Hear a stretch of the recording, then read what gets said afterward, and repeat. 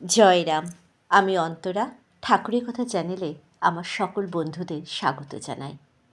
পরম গুরু শ্রী শ্রী রাম ঠাকুরের চরণে প্রণাম জানিয়ে প্রতিদিনের মতো আবার ঠাকুরের কথা নিয়ে আমি আপনাদের কাছে চলে এসেছি।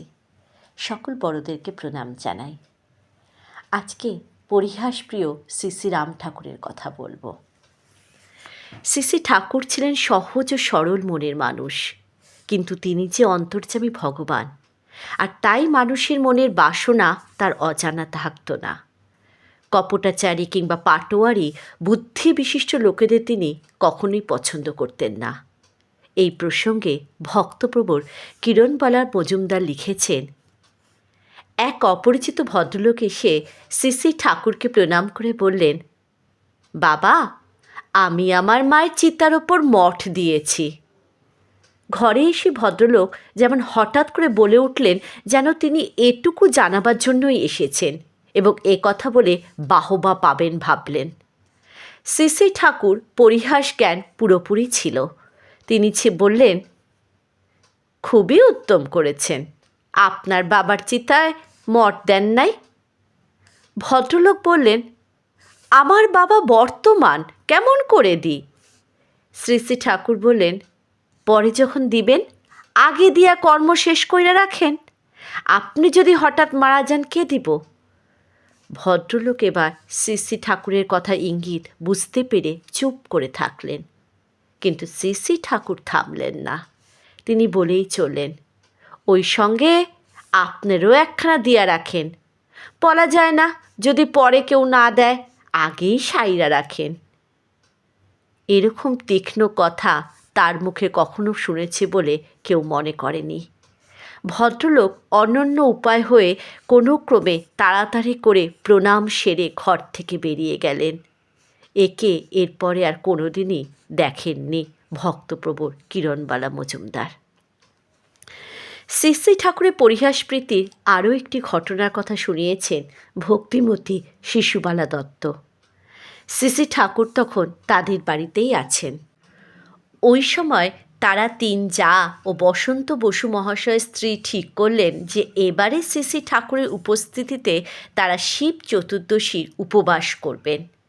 এর আগে তারা কেউই ওইরূপ উপবাস করেননি। এরপর কি হলো শিশুবালা দেবী লিখলেন, আমরা স্নান সারিয়া ঠাকুরের কাছে আসিয়া বসিলাম। শ্রী শ্রী ঠাকুর বলিলেন, খাইয়াছেন কি? আমরা মুচকি মুচকি হাসিতেছিলাম। কে একজন বলিলেন, আজ তো শিব চতুর্দশীর উপবাস। শ্রী শ্রী ঠাকুর বলিলেন, ও, উপবাস করিয়াছেন বুঝি? শিব চতুর্দশীর দিন উপবাস করা ভালো, খুব ভালো। কয়েকবারই এই কথা বলিলেন। তখন আমার কোনো একটি মেয়ে কোলে ছিল। তাহাকে দেখিয়ে শ্রী শ্রী ঠাকুর বলিলেন, পিতাইন না দুধ খাইয়া তো এর অসুখ করিবে, আপনি একটু মাছের ঝোল ভাত খাইয়া আসেন। অনেক লুচিও ভাজা হয়েছিল।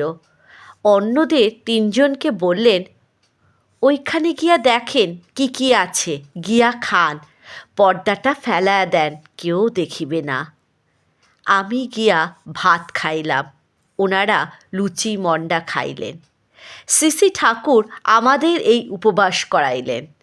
আর সেদিন বৈকাল হতে রাত পর্যন্ত যত সব লোক আসলেন সবাইকে বলিলেন, আজ আমার মায়েরা উপবাস করিয়াছেন। যতজন আসিলেন প্রথম খবরই হইল, মায়েরা আজ উপবাস করিয়াছেন। কে একজন বলিলেন, উপবাস তো সবাই করে, আমরাও তো করিয়াছি। শ্রী শ্রী ঠাকুর বললেন, না, আমার মায়েরা করিয়াছেন। পরে শুভময় দত্ত মহাশয় ও অন্যান্যরা আমাদের কী ধরনের উপবাস হয়েছে জেনে খুব হেসেছিলেন। শ্রী শ্রী ঠাকুর যেমন ছিলেন পরিহাসপ্রিয়, তেমনই ছিলেন উদারপন্থী। ঘটনা বিবরণ দিলেন শিশুবালা দত্ত। বসন্তবাবুর বোন নোয়াখালী উপেন্দ্র চৌধুরীর মা বিধবা হওয়ার পরই কাশী চলে গিয়েছিলেন এবং সেখানেই থাকতেন। এই সময় তিনি নোয়াখালীতে ছিলেন। দ্বিপ্রহরে শ্রী শ্রী ঠাকুর কাছে আসতেন ও বহু কথা বলতেন। সেদিন তিনি খানিকটা দেরিতেই এসেছিলেন। শ্রী শ্রী ঠাকুর জিজ্ঞাসা করলেন, আজ আপনার এত দেরি হলো কেন? তিনি বললেন, আপনি জানেন না কি গতকাল শিব চতুর্দশী ছিল। আজ রান্না করিয়া কয়েকজন ব্রাহ্মণ ভোজন করাইলাম, কাজে খাওয়া দাওয়া সারিয়া আসিতে দেরি হইল। শ্রী শ্রী ঠাকুর বলিলেন, কাল বুঝি শিব চতুর্দশী ছিল? কৈলাসে কতদূর গেলেন? শিব দুর্গার সঙ্গে দেখা হইয়াছিল?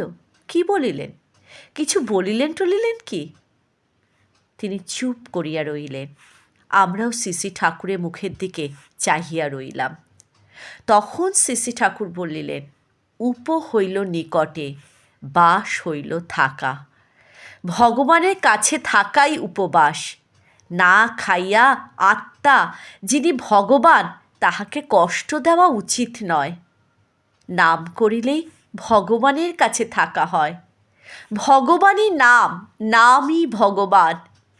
ইহার পর হইতে নোয়াখালীর অনেকের মধ্যেই উপবাসের যে গোঁড়ামি সেটা উঠে গিয়েছিল। অনুষ্ঠান, পুজো, আরতি সবই হতো, তবে না খাইয়া থাকার জন্য কোনো ধরা বাঁধা নিয়ম ছিল না।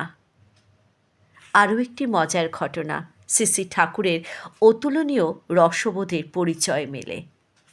একবার ফেনী থেকে শ্রী শ্রী ঠাকুরসহ শুভময় দত্ত ও তার স্ত্রী তাদের গাড়িতে করে নোয়াখালী ফিরছিলেন।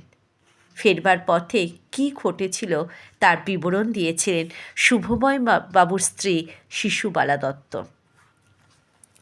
শুরু হইল আমাদের গাড়ির টায়ার ফাটা। একের পর এক টায়ার ফাটিতে লাগিল। একটু গেলেই একটা করে টায়ার ফাটে লাগে। ওইভাবে টানতে টানতে গাড়ি চৌমুনি পর্যন্ত গেল। চৌমুনিতে তখন একটি ভক্তও নাই।